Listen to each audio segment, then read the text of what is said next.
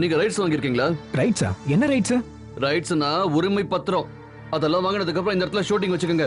ஒரு வருஷத்துக்கு எத்தனை தடவை வராங்கன்னு தெரியுமா? பல ப்ரோகிராம்ஸ்ல பல விதத்துல அப்பாவை பத்தி பேசியே சம்பாதிச்சுக்கிட்டு இருக்காங்க. இனிமே அதெல்லாம் நடக்காது. நீங்கன்னா நீங்க இல்ல. நீங்க இல்லன்னா இன்னும் நிறைய பேர் வராங்க.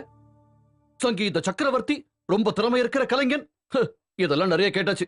அந்த சங்கீத சக்கரவர்த்தியோட குடும்பத்துல அடுப்பு எரியுதா இல்லையாங்கிறத பத்தி எல்லாம் உங்களுக்கு கவலை கிடையாது. தமிழர்களோட மனசுல இன்னைக்கு ஒலிச்சுக்கிட்டு இருக்கிற அற்புதமான பல பாடல்களை கொடுத்த அவரோட வீட்டுல டீல போடுறதுக்கு சக்கரை தூள் இருக்கான்னு கூட என்னைக்காவது கேட்டிருக்கீங்களா? பேரையும் புகழையும் மட்டும் தின்னா வயித்து பசி தீந்து போயிடுமா? அவார்ட கடையில கொடுத்தா அரிசி கொடுப்பாங்களா? இல்ல அதை வச்சுட்டு சோறு போடுவாங்களா? எங்க அப்பா இறந்து போனப்ப நான் ஸ்கூல்ல SSLC படிச்சுக்கிட்டு இருந்தேன். அதோட என் படிப்பு நின்னு போச்சு.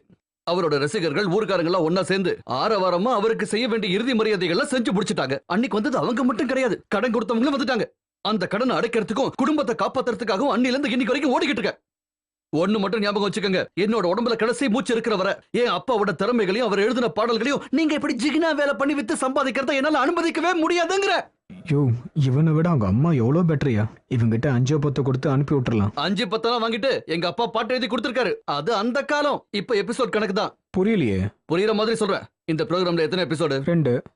ஓகே, ஒரு எபிசோட் டிஸ்கவுண்ட்ல விட்டு ஒரு எபிசோட் சார்ஜ் பண்ணிக்கலாம். ஒரு 1 லட்சம் ரூபாய் கொடுத்துருங்க. 1 லட்சமா? எதுக்கு சார்? காப்பி ரைட்ஸ் இருக்குல்ல, அப்படின்னா தெரியாதா? இந்த ஆள் யாரு? ப்ரொடியூசர். ஓ, ப்ரொடியூசரா? இப்பதானே வந்தீங்க. நாங்க 2 பேரும் ஆரம்பத்துல இருந்து பேசுறோம். 1 லட்சம் வேணும். அதை இப்போ கேஷாவோ டிடியாவோ இல்ல செக்காவோ கொடுத்துட்டு ஷூட்டிங் ஆரம்பிங்க. இல்ல செக் வேணாம். அது கிளியர் ஆகி கேஷ் ஆகலன்னா ப்ரொடியூசரோட கிளாஷ் ஆயிடும். ஏற்கனவே டைம். நீ முதல்ல கேமரா கொண்டு போலவை. நம்ம கிட்ட SPP சாரும் ஜானகி மேடம் ஸ்டேட்மெண்ட் இருக்குல்ல, அதை வச்சு அட்ஜஸ்ட் பண்ணிக்கலாம். இல்ல சார், என்னது சட்டுன்னு கோவப்பட்டு கிளம்பிட்டீங்க? எந்த மீட்டருக்கும் காம்ப்ரமைஸ் ஒன்று இருக்குல்ல. இதுல என்ன காம்ப்ரமைஸ் இருக்கு? நாங்க இந்த ப்ரோகிராம பண்ணல. ஹலோ சார், ரேட்டு தான் பிரச்சனைனா இப்ப இருக்கிற விலைவாசி எல்லாம் கன்சிடர் பண்ணி நானும் கொஞ்சம் இறங்கி வர ட்ரை பண்றேன். பிசினஸ் டீல்னா கொஞ்சம் முன்ன பின்ன தான் இருக்கும், எனக்கும் தெரியும். ஒரு எபிசோடுக்கு 25,000 தந்தா கூட போதும். உங்க பேர் என்ன சொன்னீங்க? சச்சின். சச்சிதானந்தன். சந்திச்சதுல ரொம்ப சந்தோஷம். ஹலோ, சந்தோஷம் எனக்கு வேண்டாமா? இன்னும் கொஞ்சம் குறைச்சுக்கிறதுக்கு நான் 5-10 கூட பரவாயில்ல. உனக்கு வேணா கமிஷன் தரேன்டா. ஆரம்பமே ஓவரா இருக்கும் போதே நினைச்சேன் நீ இப்படி எல்லாம் சொதப்புவன்னு. வா போலாம். இருடா டேய், என்னடா இப்படி கிளம்பிட்ட? இப்படி இன்ன விட கொஞ்சம் குறைச்சு பார்க்கலாம்டா. நீ போய் பேசி பாரு.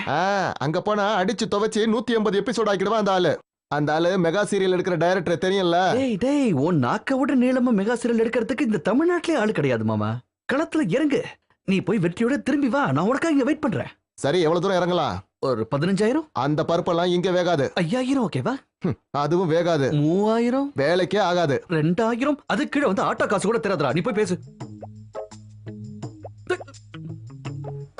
100, 300, 400, 500, மொத்தம் 1,500.